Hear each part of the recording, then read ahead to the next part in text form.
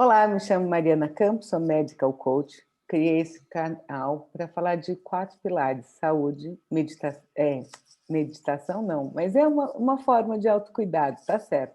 Saúde, qualidade de vida, autocuidado e bem-estar. E hoje a gente vai conversar sobre um assunto que é bem interessante, tem bastante estigma em cima, que são os cuidados paliativos, que é um conjunto de práticas de assistência ao paciente incurável que visa oferecer dignidade e diminuição do sofrimento mais comum em pacientes terminais ou em estágio avançado de determinada enfermidade. Para isso, eu convidei minha amiga, também medical coach, terapeuta holística, Luciane Schutz, e a Berta Marta Wernick, que vai falar um pouco dessa sua experiência como terapeuta de um lado e outra como cuidadora do acompanhante, mais do que a cuidadora de um paciente terminal. Luciana é coach na área médica, então ela é medical coach, formada em Medical Coach Institute de Israel, atua como terapeuta holística com especialização na cura pelas mãos. Nos últimos 4 anos, tem atuado na orientação a pacientes graves e terminais. É autora dos livros O Pequeno Manual da Boa Morte, Cama Espacial, O Voo Trapezista e Cura em Gotas, todos dedicados a esse tema. Berta Marta Wernick se apresenta como a eterna aprendiz. É a Martinha para os íntimos. E ela é brasileira, nascida no Uruguai, economista, trabalhou na área de orçamento público, com mestrado em várias especializações no Brasil e na Espanha. Durante muitos anos atuou na Unipaz, Universidade Holística Internacional. Participa do movimento Mãos Sem Fronteiras, estimulação neural, coordenando o grupo do Lago Sul. Lago Sul, gente, as duas são de Brasília, tá? Só para fazer um parênteses aqui. Porque o pessoal de Brasília acha que todo mundo conhece Lago Sul, mas tudo bem. Fez cursos na França, Espanha, Brasil, Indonésia e outros países pelo mundo. Trabalhou em projetos de qualidade de vida no Ministério Público e na Eletronorte. Companheira atuante no Rotary Club de Goiânia Flamboyant e participa de diversas ações e ajudas comunitárias. Apaixonada pelos óleos essenciais do Terra, do Terra. Estuda e busca a aromaterapia e no uso deles inúmeras soluções naturais para apoiar as mais diversas questões. Acredita, como diz uma de suas mestras, na simplicidade está a sabedoria. Gente, sejam muito bem-vindas e muito obrigada por terem aceitado o convite. Gratidão, querida. O prazer é todo nosso. E o tema é realmente muito desafiador, né?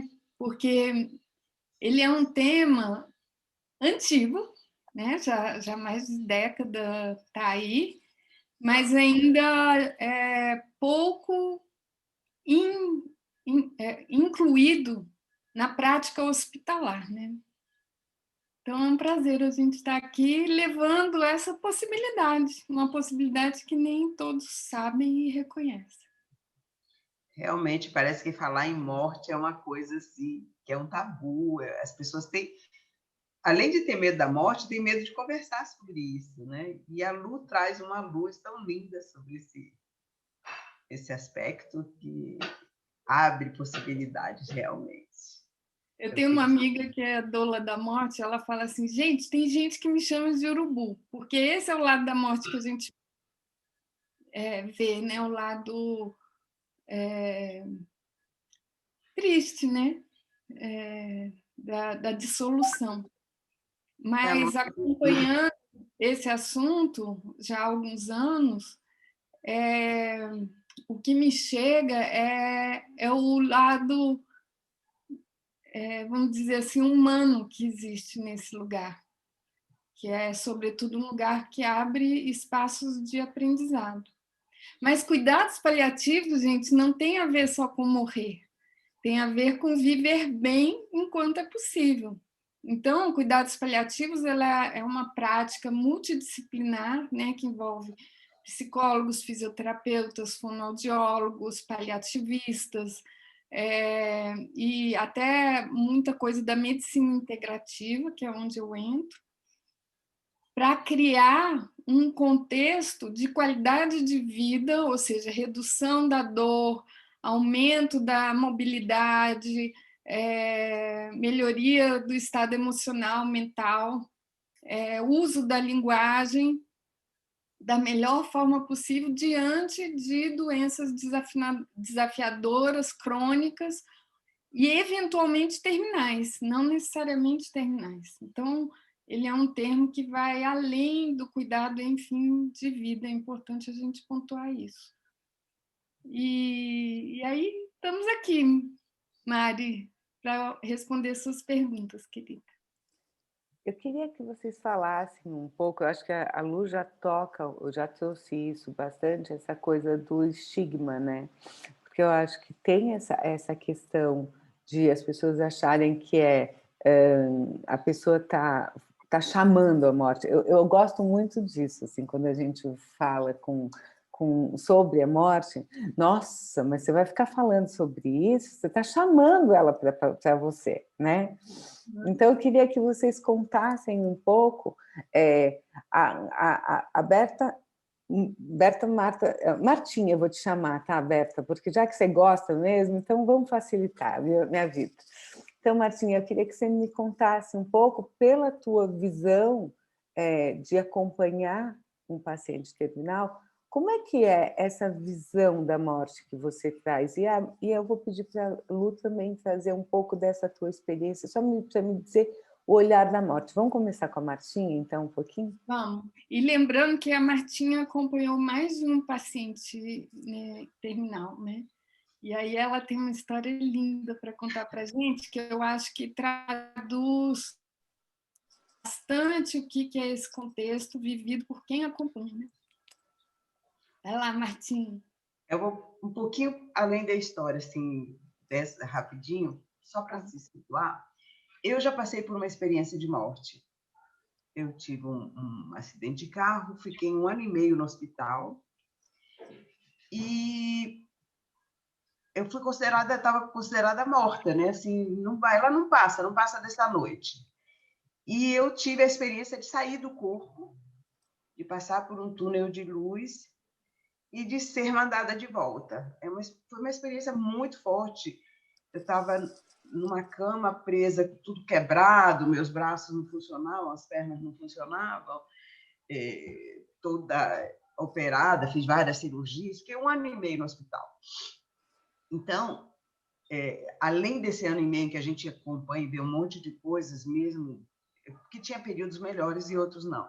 Então, nessa passagem, eu me lembro muito bem da sensação de alívio quando você vai. Você fala, nossa, esse corpo já não estava me aguentando mais. Era assim, que bom, é uma sensação de liberdade e de fluidez. É o flow. Sabe, você vai assim, naquele túnel, a luz, não tem mais peso, não tem mais dor. Porque quando a gente está presa mesmo no corpo, a gente sente muita dor. E uma coisa que as pessoas não sabem, em geral, é que a gente escuta tudo o que dizem. Então, se a pessoa nos dá alento, se fala coisas boas, tudo bem, mas ela vai morrer, não tem jeito não, daqui ela não passa. Não. Aí você escuta e você fica desesperada. Não, eu estou viva, eu estou aqui. Porque a gente está em coma, está desacordada, está fora do que eles entendem como vida, né? E eu tive essa experiência também de viver na Unipaz, de conviver com Pierre Baio, que foi assim maravilhoso, tal. E ele tinha alguns cursos, um deles era a arte de viver em paz, tal. E eu fiz com ele a arte de fazer a passagem. E nesse curso eu descobri que a minha experiência era igual a de muitas pessoas, que muita gente passava por esse túnel, que muita gente tinha essas sensações. Então, isso foi muito, muito, muito esclarecedor para mim. E eu vejo isso como a sombra e a luz, sabe? A gente tem os dois, essa dualidade da vida, né? Essa impermanência, essa finitude, tudo isso vem nos acompanhando. E eu tinha uma amiga, assim, virou minha amiga e irmã, foi minha chefe, me ensinou muito, Dora da Silva Leite, na Secretaria de Orçamento e Finanças. Nós trabalhamos na Presidência da República, a gente fazia orçamento da União. Colaborava, claro, ninguém fazia sozinho nada, né? Era uma pontinha lá. Mas a gente aprende muito com os outros e tal. Então, a gente foi ficando amiga de verdade. Então, acompanhei o crescimento do filho, a vida, a gente foi ficando. E teve um período que ficamos mais íntimas e acabamos já perto da aposentadoria e tal, depois ficamos amigas e irmãs, e de frequentar a casa uma da outra e tal, tal. Lá para as tantas, ela teve um probleminha, 72 anos já ela tinha, quando precisou fazer uma cirurgia de coração. A minha irmã, aos 57 anos, morreu do coração, e nós éramos todas amigas. E ela falava assim, eu não quero que aconteça comigo o que aconteceu com ela, que morreu de repente. Não teve tempo de fazer nada. Eu quero me cuidar e tal. Procurou médicos, não sei o quê, foi fazer essa cirurgia. Ela foi fumante. Foi fumante durante muitos anos. E o prejuízo que se faz ao pulmão e aos órgãos, as pessoas não têm ideia. São coisas... A pessoa para de fumar, já tinha 20 e tantos anos que ela tinha parado de fumar, mas é irreversível o dano que é feito. Então, quando ela fez a cirurgia, no retorno, ela não conseguiu, os órgãos dela não conseguiam reagir como era esperado. E ficou 11 dias presa num aparelho de hemodiálise. Ela teve que fazer hemodiálise direto e tal. E era um sofrimento dela, tinha momentos de lucidez e momentos que ficava totalmente apagada. O marido, o filho e um sobrinho que ela tem também. O filho, André Luiz, é uma benção, né? O querido. E o sobrinho dela, Alexandre, é médico em Goiânia. E ele vinha para cá e acompanhou, ficamos juntos. Então, nós 4, e mais uma amiga nossa, Rosa, e a minha irmã, Graciela, a gente ia todo dia ao hospital. Em algum momento de lucidez, ela pegou na minha mão, apertou e falou assim, Bertinha, ela me chamava de Bertinha, porque no trabalho era Berta Barta. Bertinha, eu vou embora, eu sei que eu vou embora. Por favor, cuida deles para mim, cuida do meu filho e cuida do meu marido. E foi uma missão que eu recebi no leito de morte dela e eu honrei até o último momento. E hoje eu sou amicíssima do filho. A filha dele me chama de Buba, que é a avó em hebraico, né? Eu sou judia. E essa espiritualidade toda trabalha de uma forma que a gente não entende, tem mais é que aceitar, né?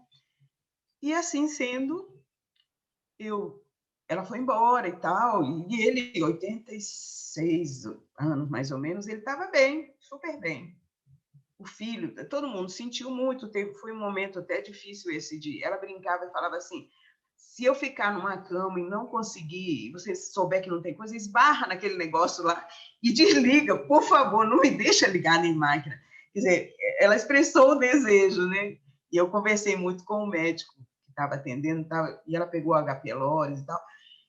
Ele disse, não tem mais jeito. Eu falei, então não faz ela sofrer mais, não. Ainda olhei bem para ele e falei assim, se fosse sua mãe? Aí ele me olhou. Tal. Falei, quanto tempo ela tem sem ficar presa? Ficar presa na máquina vai ficar quanto tempo, né? Ele disse, olha, ela pode passar dias. E sem isso, no máximo 3 horas. De fato, 3 horas depois ela partiu em paz. E... Só um minutinho, deixa eu desligar aqui. Pronto.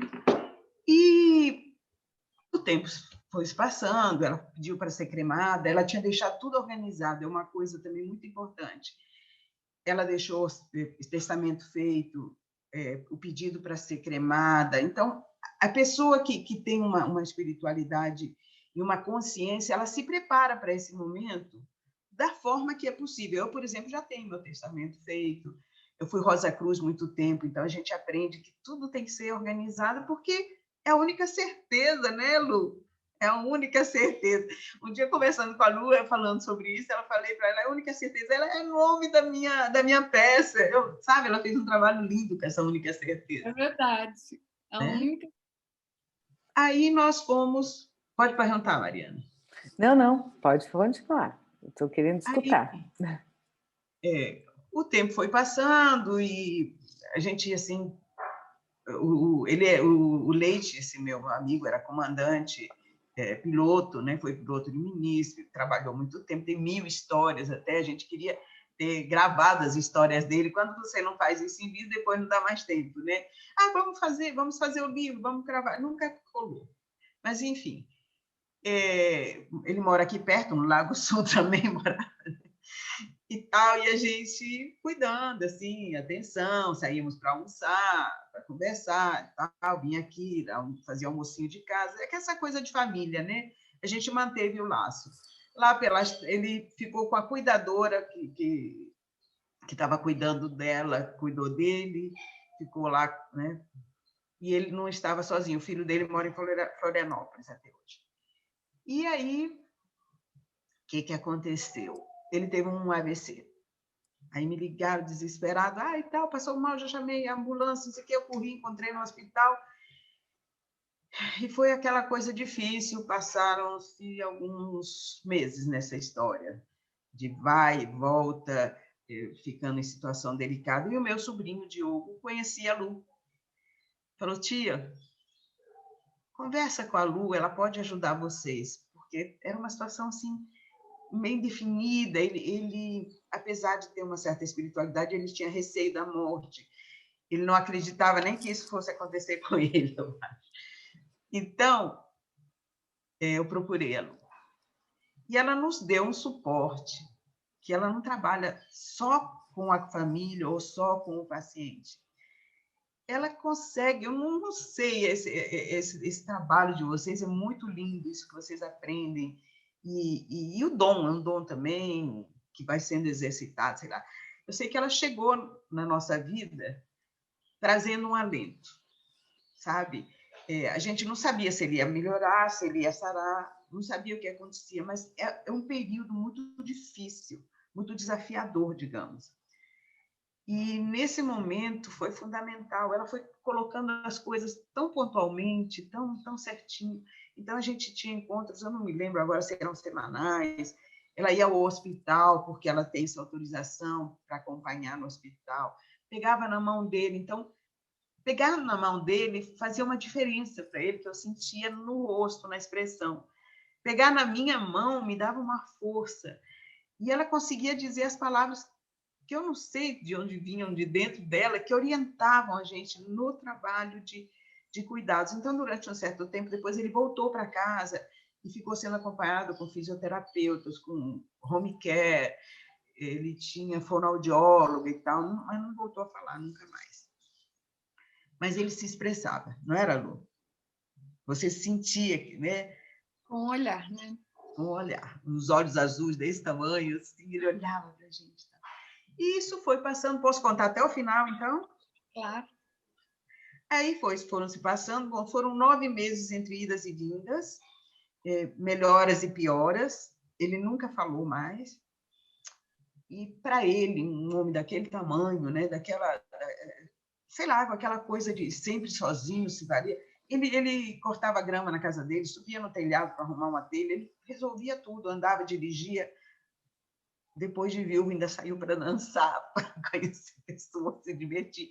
Ia para a academia, eu coloquei ele na mesma academia que eu ia. Então, sabe, começou... tinha muitos amigos, tinha uns amigos de futebol, amigos antigos, né, como o Durans, que até hoje é amigo dele, né? Que estava com ele, estava com a gente nesse momento. E é porque a gente ainda está aí, né? Eu acredito que continua. Mas aí... chegou um momento que eu ouvi uma palavra que eu não conhecia. Eu tinha ideia de algumas coisas, mas eu desconhecida.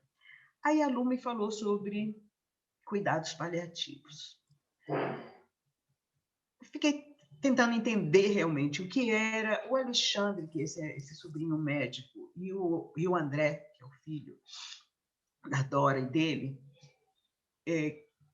eles entenderam isso, e eu estava responsável por ele e tal, e a gente conversou, teria que fazer né, e tal. Mas o hospital, os médicos, eles colocam muitos entraves, eles parecem que não aceitam bem. A gente não sabe se é a questão que uma UTI é muito cara e eles ganham muito dinheiro com isso, eu não quero julgar ninguém, mas é assim, parece, nós tivemos problemas sérios com o curativo, ele precisava fazer um curativo grande, nós tivemos que recorrer à Agência Nacional de Saúde, durante foi a Agência Nacional de Saúde, porque eles não estavam dando curativo, porque, sabe, acha que o curativo é muito caro, mas não, o convênio, olha, aquelas confusões de convênio terríveis. Eu diria até que é uma máfia, parece, essa coisa do hospitalar, do convênio, do que se faz. Enfim, foi muito trabalhoso, mas nós conseguimos fazer esse documento. A Lu nos ajudou muito, porque eu não tinha ideia do que era. A minha irmã é advogada, e ela também olhou essa parte legal, como é que era, o que fazia, porque é uma forma que ela tem de ajudar as pessoas. A gente pensou, hoje até a gente pensa no testamento vital, mas ainda não é válido, né, Lu? Então, tem muitas nuances nessa história. Assim, é e não é, né? Porque ele é válido, tem um documento registrado em cartório, mas não é trivial que ele seja reconhecido, às vezes nem pelos próprios familiares, que sentem que adotar aquelas medidas seria, entre aspas, abandonar o parente, né? Ou desistir de que ele tivesse um milagre, que pudesse acontecer um milagre. Assim, então, eu só gostaria de fazer um parênteses, só para explicar. O testamento vital, na verdade, são o testamento dos anseios que a pessoa quer, como ela quer ser cuidada, né? Então, assim, é um documento que estabelece as formas como a pessoa quer esse fim de vida. Então, ela vai estabelecer, olha, se tiver em máquina, eu não quero ficar só sustentado por máquina, eu quero ser cremado, eu quero... Enfim, você estabelece as suas diretrizes, o que você gostaria. Então, é só fazer esse parênteses. E assim, hoje... esse parêntese, porque a Mari, ela é advogada também. Sim, num passado... Quer dizer, hoje eu não exerço mais advocacia, mas eu tenho a formação como advogada, assim. Numa outra vida, né? Aqui, nessa mesmo, mas numa outra encadernação aqui. São tantas, né? A gente vive, aqui, graças a Deus, muitas possibilidades, né? Então, assim, esse é o parênteses. A outra coisa também que eu acho importante a gente salientar é que, graças a Deus, a questão dos cuidados paliativos ainda existe muita resistência, mas ela já está sendo mais aceita nos hospitais, e a gente tem bastante médicos já trabalhando com isso. Então, eu acho que esse parênteses é importante a gente também fazer, que tem essa coisa da sociedade evoluindo, né? Inicialmente tem muita resistência, e aí, com o passar do tempo, as pessoas vão cedendo e vão se adaptando. Mas o que a gente vê é que, exatamente, por exemplo, quando eu comecei a fazer mediação de conflito, eu lembro que, assim, nossa, era assim, não, todo mundo batia, assim, sabe? Advogado, juiz, todo mundo. Hoje em dia, as pessoas entendem que isso é ótimo para o conflito, né? Para a resolução do conflito. Mas tem essas resistências sociais. Então, são só esses dois parênteses que eu queria fazer. E, gente, eu quero escutar mais da história, que agora eu estou curiosa. Então, e a gente ia todos os dias, eu ia de manhã e de noite, que é o horário de visita na UTI. E sempre teve um cuidador. Eu fiquei cuidando dessa... As pessoas que ficavam, porque como ele já era idoso e tal, ele ficava num quartinho lá, num apartamentinho, dentro da UTI, eles têm essas divisões, e com o cuidador, porque precisava mesmo o tempo inteiro de cuidados. E, bom, foi indo, a gente percebeu que já estava chegando o final, né? E ele não ia embora. Não ia, até alguém aqui do meu lado falava assim, você está querido? Falava, que eu às vezes conversava e falava assim, fique bem, vá em paz, vá, sabe, sua liberdade, deixa esse corpo que ele já não está mais te servindo. E ele brigava comigo, falava, não faça isso, você está querendo que ele morra, você está mandando morrer. Mas não era liberdade mesmo, é libertar a pessoa daquele... Porque o corpo chega uma hora que é um fardo, né? Claro, se houvesse chance, se tivesse... Já não comia, estava com coisa aqui, cheia de coisa, nada funcionava sozinho, né? realmente ele estava sendo mantido nas máquinas, mas ele tinha consciência. Ele olhava para a gente e era uma coisa assim que ele transmitia, não era no olhar, essa fragilidade. E algumas vezes a Lu tentou ajudá-lo a se encaminhar, a poder fazer a passagem em paz e na tranquilidade. Mas havia muita resistência, que eu acredito que seja o medo dele, do desconhecido, né? Então, às vezes, a gente faz muitas coisas porque conhece e se sente seguro, mas isso dá insegurança. E, naquele momento, a gente não está na cabeça nem no coração de ninguém. Dizem que o coração dos outros é terra que ninguém pisa, né?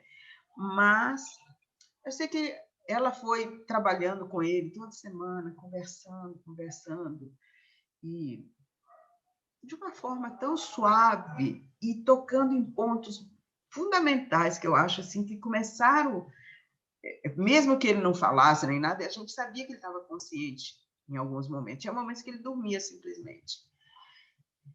E um certo momento, depois que a gente conseguiu esses cuidados paliativos, foi muito rápido, né? Eu acho que foi uma semana, mais ou menos. Uma semana. E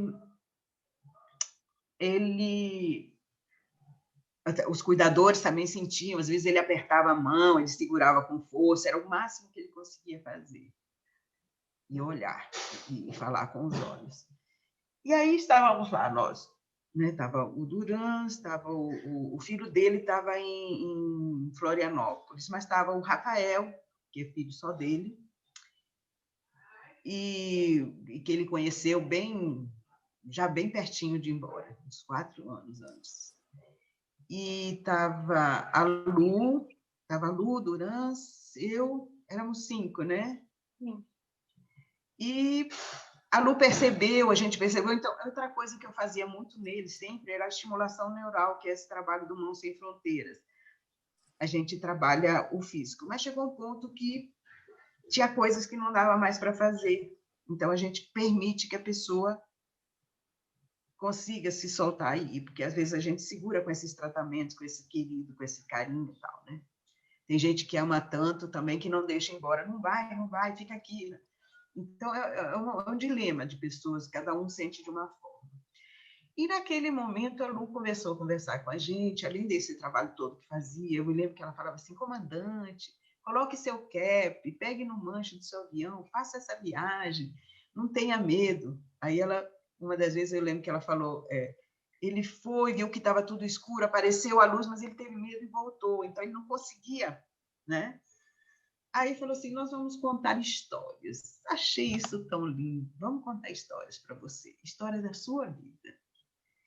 E nós começamos a falar e rindo da história, né? O Duran acompanhou ele muitos anos, ele foi colega do grupo de futebol. Imagina, né? Então, e eu conhecia 40 anos e tal. A Lu era novinha e o menino praticamente não conhecia o pai. Muito pouco. Mas a gente conseguiu conversar com ele e contar as histórias, algumas histórias. E a mudança de semblante dele era uma coisa. E a lágrima rolando, assim, sabe? Falei, cara, ele está sentindo tudo mesmo. Então, eu segurei na mão dele, nós fizemos uma roda e a Lu do outro lado, na mão. E fomos falando. Eu acho que o Duran estava na mão, eu não me lembro agora direito, acho que era ele. Eu só sei que a gente foi falando e contando histórias, a gente rindo de algumas histórias, porque eram muito engraçadas, e momentos assim. Aí, de repente, eu não sei, alguém falou assim: eu não estou mais sentindo ele aqui. Deu um minuto, o médico entrou e falou: ele já foi. Então, ele foi em paz.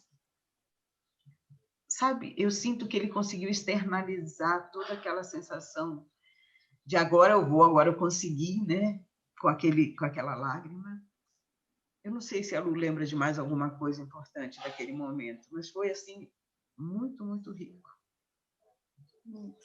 E sinto que todo esse trabalho que ela foi fazendo ao longo do tempo foi preparando o espírito dele para esta viagem. Dentro das pessoas formadas com medical coach, primeiro que a Lu é a primeira brasileira formada de Medical Coach, a gente é assim, Abençoada. nossa guia, né, também, daqui do pessoal do Brasil. E cada um tem uma especialidade, e a Lu se especializou exatamente nesse final de vida, e que é super interessante. É um trabalho, como a Berta acabou de colocar, é um trabalho muito cuidadoso.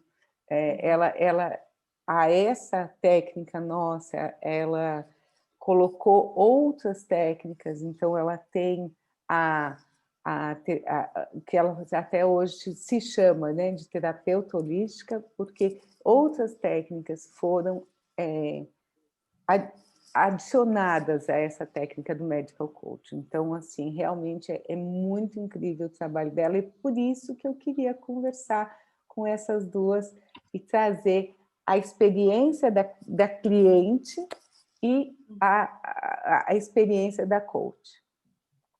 Mas agora eu queria que você me contasse, Lu, um pouco como foi para você essa experiência. Eu acho que você tem vários processos de acompanhamento dessa passagem, né?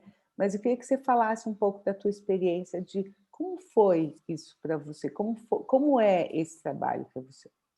Eu só queria fazer um parênteses. A Lu acompanhou o paciente, me acompanhou enquanto acompanhante, acompanhou os filhos dele, o filho dele com a esposa, teve encontros com ele e com o Rafael. Então, assim, é uma coisa da família. Ela foi na casa, ela foi no hospital, ela conversou, inclusive, com os cuidadores, sabe? Uma coisa muito, muito delicada, de muita sensibilidade. Eu acho que a Marta me deu um gancho perfeito. É por isso que eu hoje, inclusive, quem quiser me seguir no Instagram, que eu estou começando um trabalho lá, eu chamo de Sagrado Fim, porque é um espaço de muita sacralidade, o nosso fim.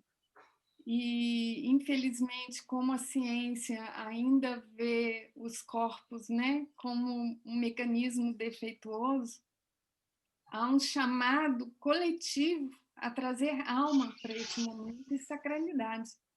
Porque o que é sagrado? Sagrado é o que me importa. Então, não é o sagrado só de quem está partindo, é o sagrado do todo o sistema familiar, de amigo, social, no qual esse indivíduo está inserido. E as pessoas não consideram a importância de trabalhar o sistema. E é fundamental, porque, assim, isso que a Marta trouxe, a audição é o último sentido que se perde. Se eu estou numa UTI, deitado, e eu recebo o meu filho aos prantos, eu não posso viver sem você, como você acha que isso altera a minha capacidade de ter uma partida digna e calma? Então, não tem como tapar o sol com a peneira. Amparar um paciente é amparar o sistema no qual ele está inserido.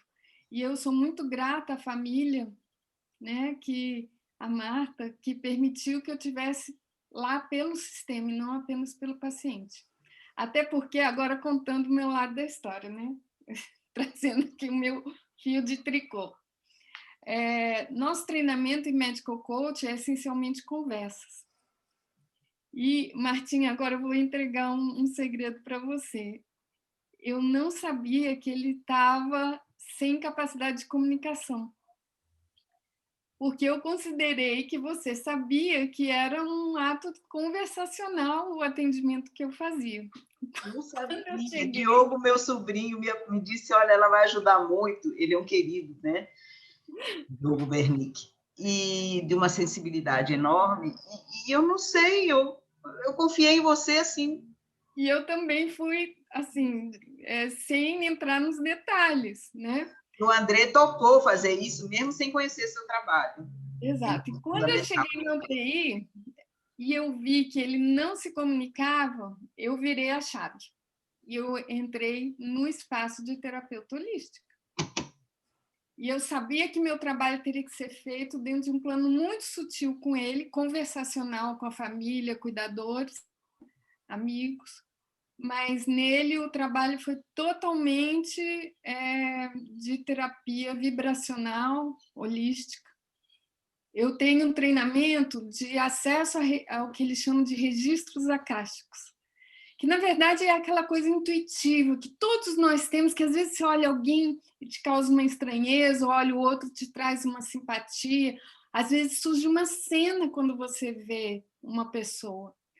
Na verdade, é uma capacidade que é desenvolvida, é treinada, para a gente poder ter acesso a memórias, a imagens que estão na mente dessa pessoa. É uma conexão chamada límbica, porque ela é bem a conexão do animal que está na selva e sente que está vindo um leão, e nem está vendo o leão, às vezes é um cheiro muito sutil, mas é todo um contexto que nós, como parte de um planeta conectado, temos e utilizamos muito pouco.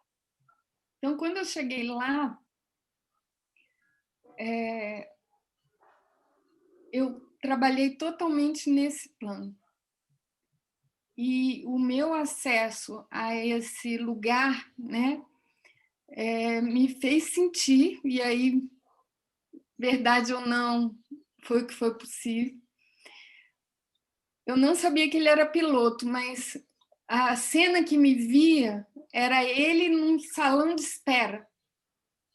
Ele num salão de espera de um aeroporto. Porque era um lugar que ele conhecia muito, o lugar das esperas de salões. E essa cena sempre me vinha quando eu chegava lá.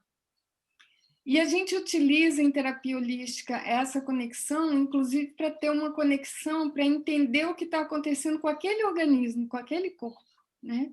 Então, às vezes, eu pegava o carro para ir para a UTI, eu já começava a sentir, os rins não estão bem, ai, nossa, o pulmão vai precisar de uma punção. Por quê? Porque a gente se conecta, né, a um nível muito profundo a esse ser que está partindo.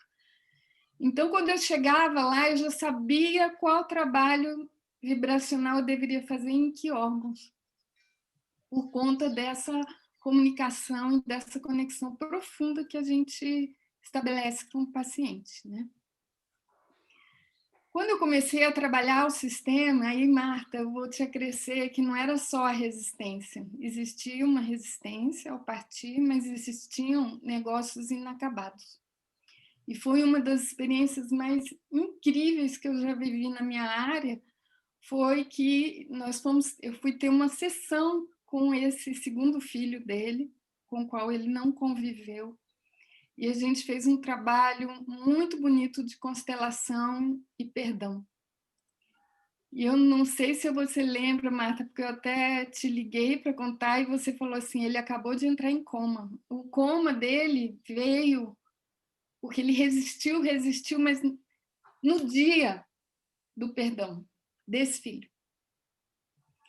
Porque esse filho começou a ter insights de que a história que ele havia se contado a vida inteira era só parte da história. Então, eu acredito não apenas que essa conexão que é totalmente humana, límbica, animal, que nós podemos ter com os seres que estão partindo, também são afetadas pelo sutil sistema familiar. E é isso que faz a gente, às vezes, falar assim, cara, como assim ele ainda não morreu? Né? Meu pai mesmo viveu uma história assim. Ele tinha uma segunda esposa com a qual ele estava em litígio. Ela foi à UTI, se despediu dele, ele morreu no dia seguinte. Então, a gente não pode trivializar a importância sistêmica no partir. Isso também é parte dos cuidados paliativos, isso também é parte de entender que uma pessoa é um sistema. Mas, felizmente, assim, eu acho que a medicina está caminhando para isso, né? Para entender a importância dessas conversas de despedida, a importância de trabalhar o sistema familiar e a importância de trabalhar esses planos mais sutis, né? Como a gente trabalhou com o Leite. E agora o André, ele é um ser muito único, né, Marta? Porque esse filho acreditou que cuidar do pai era entregar esse cuidado holístico. E o resultado foi extraordinário, porque quando eu cheguei lá no dia da partida, vou contar só mais uma coisa que eu não quero me alongar muito, tá, Mari? A gente tem muito caos. A gente que faz terapia com as mãos, a gente sente o magnetismo. Se vocês fizerem assim com a mão, vocês vão ver. Faz assim para você sentir, Mari. Tem um calorzinho, né? Mas depois de um certo tempo, você começa a sentir como se fosse um imãzinho, um imã, né? Então, a gente sente isso quando está fazendo o trabalho curativo, né? Quando a pessoa Lu, só para fazer um parênteses, eu sou reikiana, então eu entendo isso. Então pronto, você não só conhece como domina. Então, não sei se domina não, mas a gente sempre aprende. Como diz a Marta, né, Martinha? Deixa eu te parafrasear. Eterno aprendiz, mas vamos lá. Eterno aprendiz, somos todos, viu, gente? E eu agradeço a oportunidade de ter estado com Leite, que sim, foi uma oportunidade de grandes aprendizados, né? Enfim, voltando, a gente vai sentindo no correr das semanas o esmaecimento da energia de baixo para cima. Então, no final do paciente terminal, a gente sente energia muito do lado do coração, desse lado do rosto, mas o resto do corpo vai dissolvendo, né? Então, pelas mãos, a gente consegue sentir o tempo de vida que resta. Então, obviamente, a gente não conversa, não vai falar assim, olha, fulaninho tem tantas horas, não é o nosso papel, mas a gente percebe claramente esse esvaziamento, vamos chamar assim. Lu, Então, quando a Marta me chamou... Deixa eu perguntar rapidinho, assim, nesse momento, depois que ele começou a receber cuidados paliativos, que tiraram toda aquela maquinária, eu senti que ele ficou mais aliviado, que ele parece que era mais ele. Era mais ele.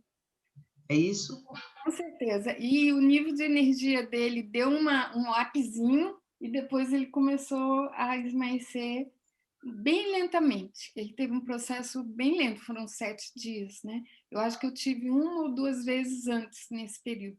2. 2. E aí, o que a gente sente? A gente sente esse esvaziamento. Quando eu cheguei no dia da partida dele, que eu fui chamada para esse grupo na UTI, a gente é treinado para criar campos de energia, porque o nascimento ele precisa, ele tem um berço. A morte também precisa de um berço, de um campo, né? Antigamente as pessoas ficavam em casa e o campo era feito porque vai lá fulano, pega um cafezinho, não, ele até tá com uma corzinha melhor, tá vendo? Aquelas conversinhas da família, aquela presença, aquele pegar de mãos que a Marta fala muito, era o comum há pouco tempo atrás, gente. Agora é que se morre dentro de uma UTI no hospital, mas antes morria-se em casa. A morte era vista de uma maneira menos mecanicista, né? Como ela é vista hoje. Então, aí que veio a ideia de criar um campo, porque a palavra também cria campo. Isso que você falou de que a audição é o último que se perde.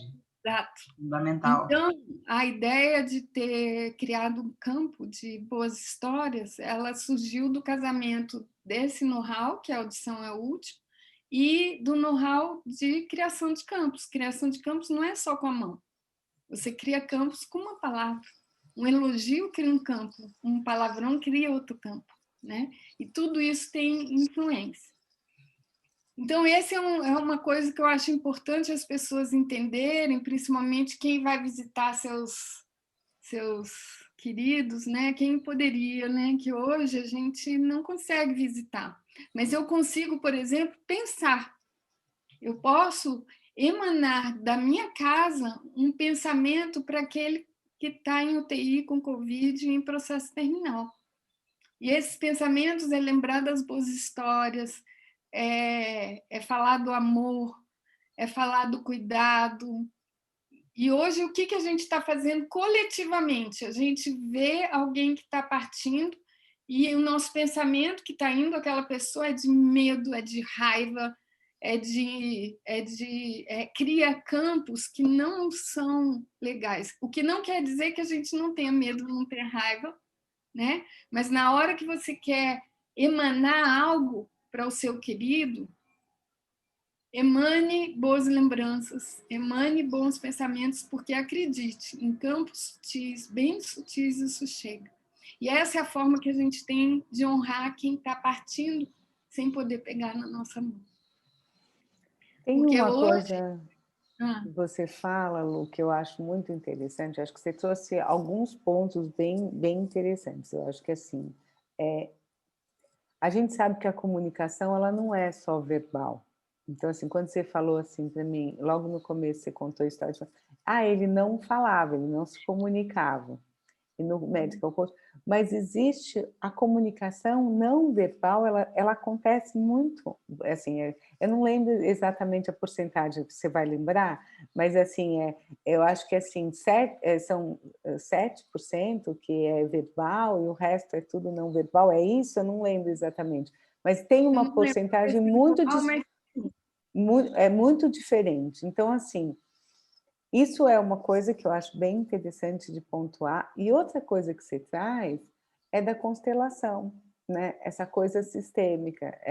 Bom, a constelação familiar, para as pessoas, é uma terapia, uma maneira de lidar assim, com as questões sistêmicas. Só fazer o parênteses de novo, eu estou aqui nos parênteses hoje.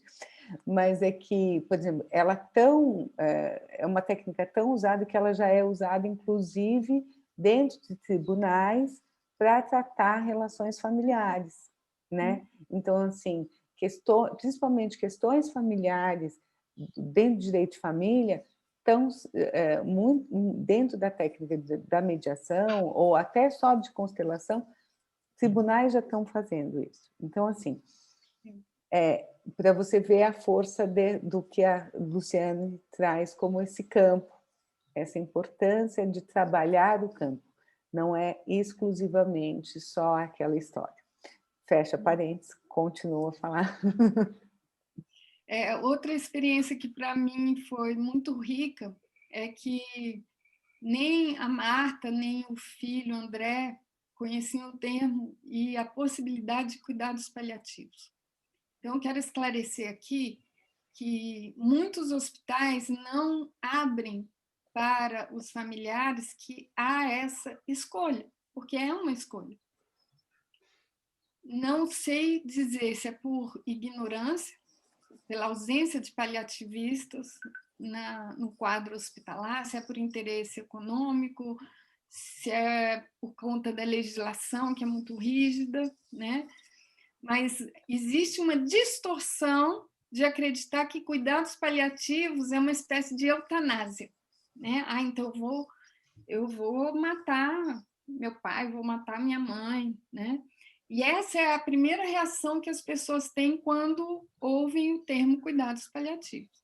Então, eu quero esclarecer que cuidados paliativos é ir no sentido de uma escolha de deixar a morte seguir seu rumo naturalmente. Enquanto os protocolos médicos atuais, eles prolongam esse período artificialmente, com vistas a manter o paciente vivo a qualquer custo, inclusive do bem-estar dele. Eu lembro de uma cena, Martinho, do Leite arregalando os olhos assim quando entrou a médica plantonista. E ela própria reconheceu, tadinho, ele já sabe que sou eu porque eu furo ele. Então, até quando a medicina vai seguir protocolos que eu considero extremamente radicais, porque eles mantêm a vida a qualquer preço? sem dar clareza que há uma escolha. Porque, sim, eu já tive, viu, Marta e Mari, acompanhando pacientes que a escolha da família e do paciente foi ficar vivo a qualquer custo. É uma escolha. Mas é uma escolha. E nem sempre as famílias e as pessoas estão sabendo disso.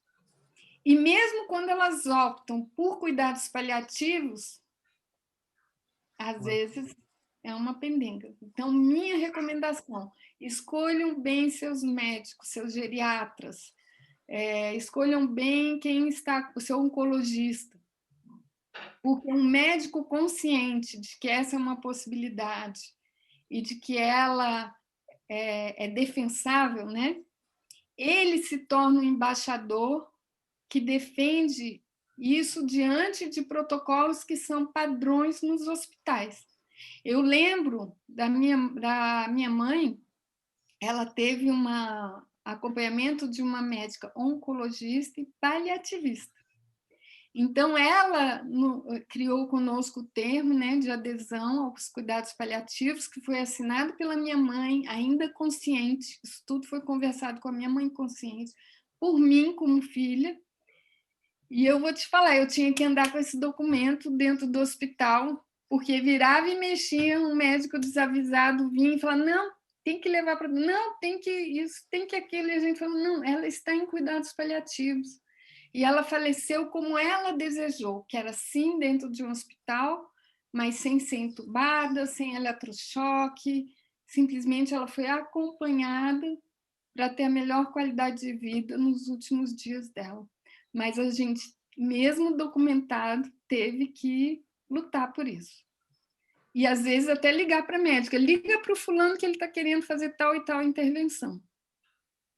Então, escolham bem seus médicos, perguntem se eles têm conhecimento, perguntem se eles têm essa formação, perguntem se eles têm uma equipe que poderia estar junto, porque doenças graves podem te acompanhar por anos. E aí, que vida eu quero viver? Porque a vida continua, a vida é possível. Né? Você vê a vida do leite, quantas coisas maravilhosas aconteceram ali, naquela passagem. Inclusive o resgate espiritual possível naquele momento entre ele e Rafael. Então, gente, morte é um nascimento. É um nascimento para outro plano. A gente não cuida do bercinho, né? Prepara a roupinha, cuida de tudo. Está na hora dessa consciência vir. E realmente estar dentro dos hospitais, e não ser algo que é contratado à parte, como eu fui, para inserir naquele contexto uma possibilidade que sequer é considerada.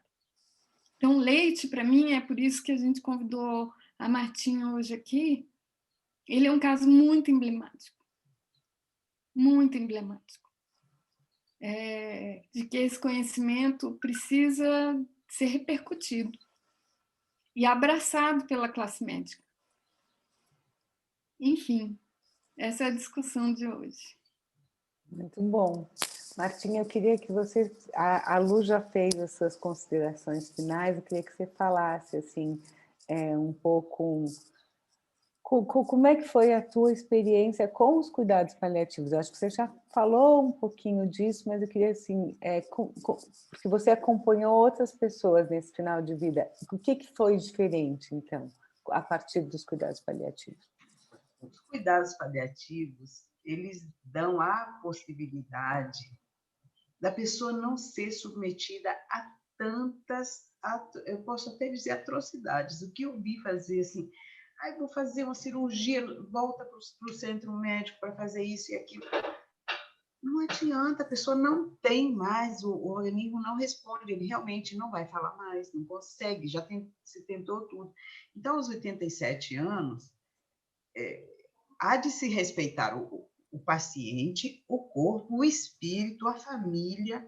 Então, às vezes, é muito invasivo isso que é feito, sabe? Não, agora, aí vem, carrega a máquina e tal, vai para a cirurgia. Eu já fiquei em UTI várias vezes e eu vi coisas incríveis, né? E esse cuidado também com o que se fala, porque as pessoas que trabalham, elas tratam, às vezes, o paciente como uma coisa. Bom, agora leva para lá, segura, parece que vai jogar para cima. Inclusive o corpo, quando a pessoa morre, isso hoje em dia a gente tem um ritual de passagem, de cuidado com o corpo muito especial. Então, é uma coisa assim que a gente não vê, às vezes, em alguns lugares ou com algumas pessoas, que é um cuidado com tudo. É com a vida e é com a morte.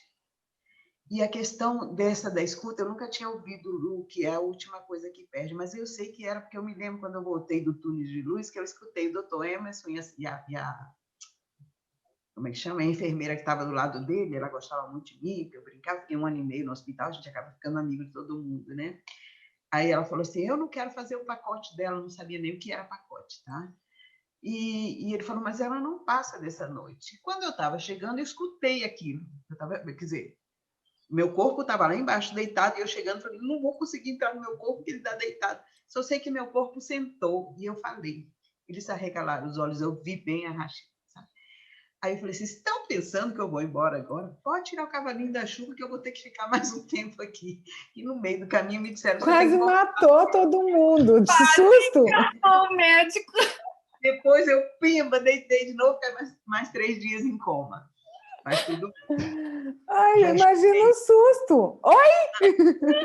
Da história tem a parte louca e a parte hilária da história, né? De muitas. Então, Ai, isso, tenha cuidado. Oi? Esse é um grande finale maravilhoso. Não é? Ótimo. Pode tirar o cavalinho da chuva. Agora não. E aí, o que eu digo, tenham cuidado com o que falam com o paciente. A gente escuta. Eu fiquei 3 vezes em coma. E a gente escuta tudo. E dificilmente alguém diz, ela vai ficar bem. Não, ela vai superar. Ninguém fala isso. E uma outra coisa que a gente usa muito é a visualização. Quando a gente está de longe, agora, por exemplo, estou com uma amiga com Covid, que eu estou assim, rezando por ela e mandando esse trabalho nosso do Mãos Sem Fronteiras, a gente trabalha presencialmente com as mãos, né? E com a mente. Então, a gente manda a luz e a energia de cura à distância, né? Com o nome, sabendo onde é e tal.